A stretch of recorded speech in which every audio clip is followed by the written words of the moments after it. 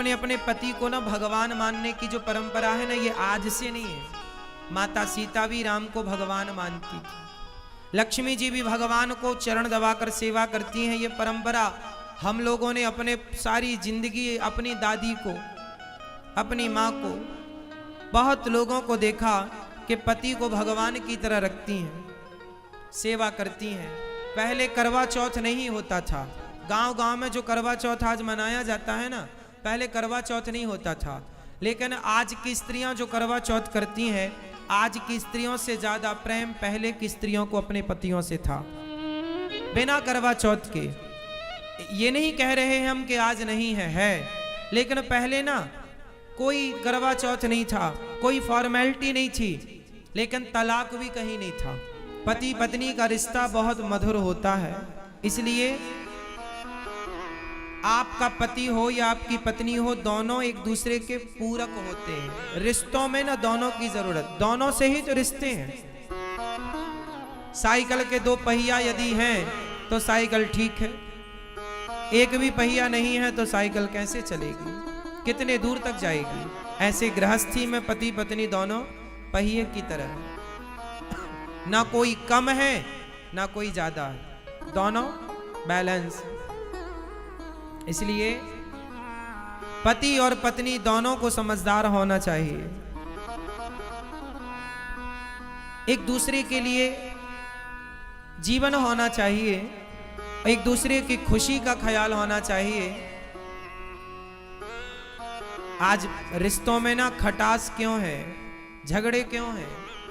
क्योंकि आज का इंसान स्वार्थी ज्यादा है। आज कुछ स्त्रियां, कुछ पुरुष स्वार्थ के कारण वो अपने रिश्तों को बिगाड़ लेते हैं। स्वार्थ के कारण कुछ पत्नियां पति को छोड़ देती हैं, कुछ पुरुष स्त्रियों को छोड़ देते हैं। रिश्तों को बनाओ साहब। आपके माथे की सुंदरता, आपके माथे का जो सिंदूर है वो सिंदूर ही पति है। आपके माथे की बिंदिया, जब तक पति है ना तो आपकी मांग में सिंदूर है। आपके माथे पर बिंदिया है, आपके हाथों पर चूड़ियां हैं, आपके शरीर पर लाल, पीली, हरी, गुलाबी साड़ी है, आपके पांव में पायल है, आपके हाथों में मेहंदी है, आपके गले में मंगलसूत्र है। जब तक पति है तब तक ही ये श्रृंगार है। पति ना हो तो ना तो माथे की शोभा होगी, ना तो गले में कोई मंगलसूत्र होगा, ना तो हाथों की मेहंदी का कोई अर्थ रहा।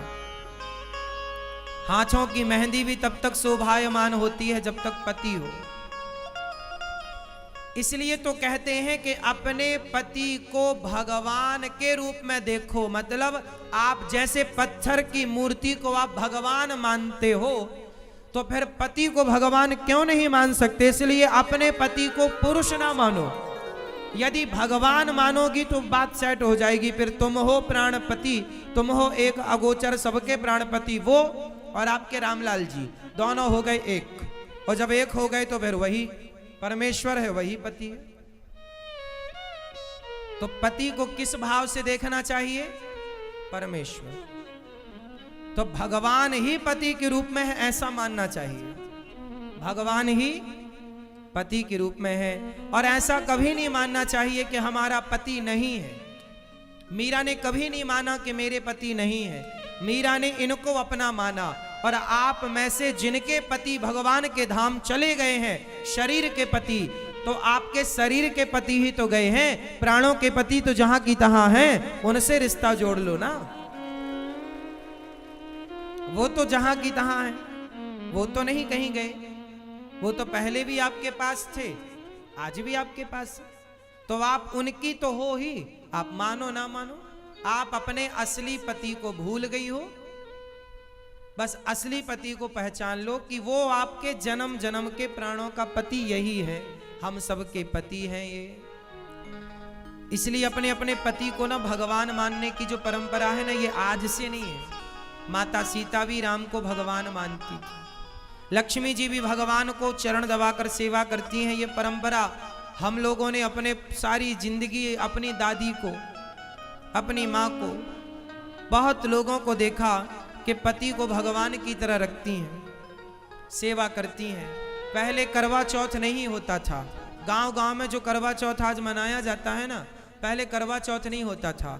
लेकिन आज की स्त्रियां जो करवा चौथ करती हैं, आज की स्त्रियों से ज्यादा प्रेम पहले की स्त्रियों को अपने पतियों से था, बिना करवा चौथ के। ये नहीं कह रहे हैं हम कि आज नहीं है। लेकिन पहले ना कोई करवा चौथ नहीं था, कोई फॉर्मेलिटी नहीं थी, लेकिन तलाक भी कहीं नहीं था। पहले दूर दूर तक कहीं तलाक नहीं था, कहीं तलाक कोई हो सुन जानते नहीं था। आज के 50 साल पुराने भारत का आप इतिहास उठाओ, आज के 70 साल पुराना भारत का आप इतिहास उठाओ और फिर बताओ कि तलाक किसने सुना था 70 साल पहले? डिवोर्स कहां होता था 70 साल पहले? कोई तलाक नहीं। हम सनातनियों की बात कर रहे हैं, हिंदुओं की बात कर रहे हैं। हमारे अपने धर्म में कहीं कोई तलाक वलाक नहीं था। क्यों जी था? कोई ऐसी रिश्तों को खत्म करने की कोई कार्यवाही नहीं थी। पहले रिश्तों को खत्म करना नहीं सिखाया जाता था, रिश्तों को बनाए रखना सिखाया जाता था। कैसे बनाए रखना है ना मेरी मां? हम हिंदी भाषी लोग हैं। हमारे भारत की जितनी भाषाएं हैं, चाहे मलयालम हो, तमिल हो, तेलुगु हो, कन्नड़ हो, पंजाबी हो, गुजराती हो, हरियाणी हो, राजस्थानी हो, कोई भी भाषा लो, हिंदी लो, हमारी भाषा में कहीं रिश्तों को खत्म करने की बात नहीं है। इंग्लिश में डिवोर्स है, इंग्लिश में एक शब्द है डिवोर्स, उर्दू में है तलाक।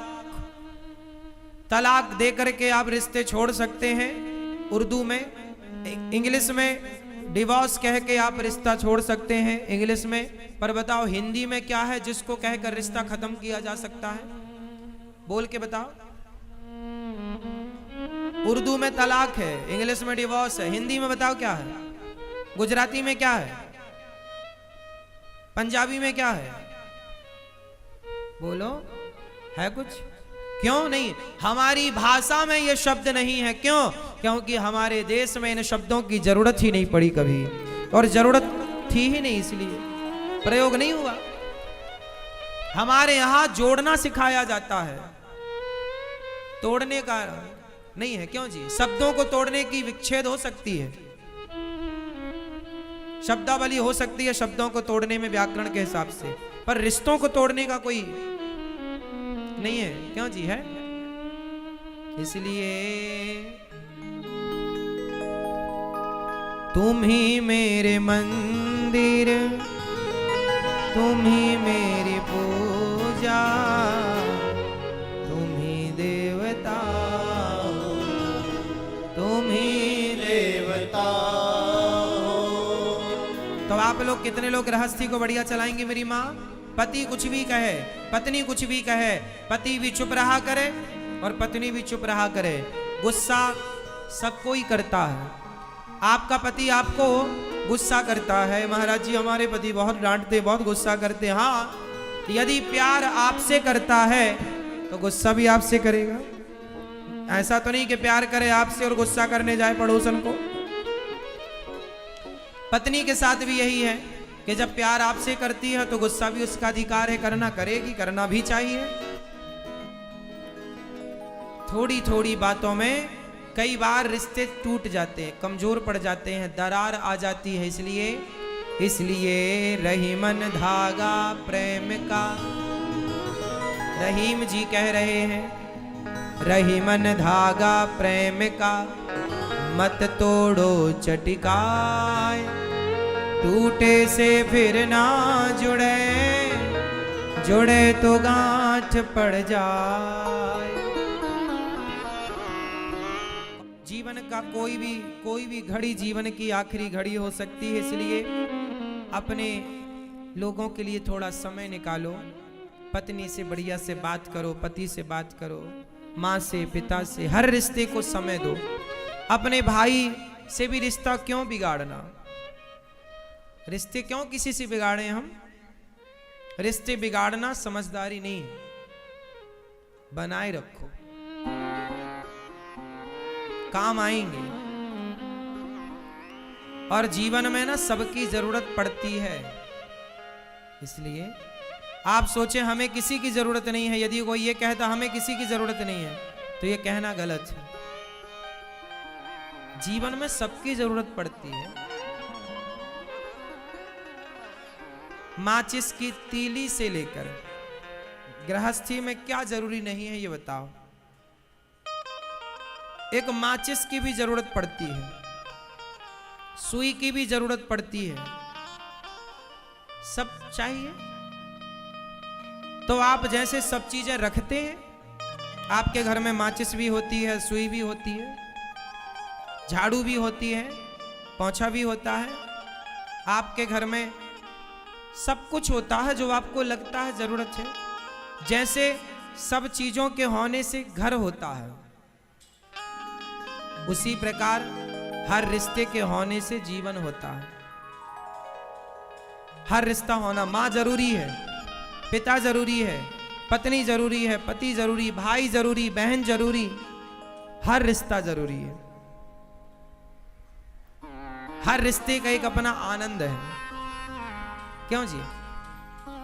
इसलिए जिनका मन भगवान में नहीं लगता, इसका मतलब यह भी हो सकता है कि आपके रिश्ते अच्छे नहीं चल रहे हैं। जिनके रिश्ते खुशहाल होते हैं ना, जिनके घर में आनंद खुशियां ज्यादा होती हैं, हर परिवारी जन एक दूसरे से प्रसन्न है, जो खुश है उसका मन भगवान में ज्यादा लगेगा। भगवान में मन लगाने के लिए रिश्तों की टेंशन नहीं चाहिए, तो खुश चाहिए, प्रसन्नता। जब घर में कोई टेंशन नहीं होती ना तो मन ज्यादा लगता, और कोई दिक्कत घर में परिवार में आए तो बार बार ध्यान वहीं जाता है, फिर भगवान में नहीं लगता। आंख बंद करेंगे तो वही वाक्य याद आ जाएगा। इसलिए घर में हर रिश्ता अच्छा हो, माँ अच्छी हो, पिता अच्छा हो, पुत्र अच्छा हो, पत्नी अच्छी, पति अच्छा। आप जिस रिश्ते पर हैं उस रिश्ते को बेहतर बनाओ।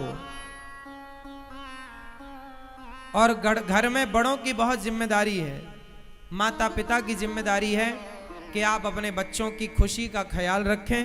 और यदि बाप चाह ले, पिता चाह ले, माँ चाह ले, तो किसी भी घर में झगड़ा नहीं हो सकता। थोड़ी आपकी समझदारी ज्यादा चाहिए, बच्चों की समझदारी, बहू की समझदारी ज्यादा चाहिए। हर रिश्ते समझदारी चाहते हैं, सहनशीलता चाहते हैं, सहनशील बन जाओ, खत्म।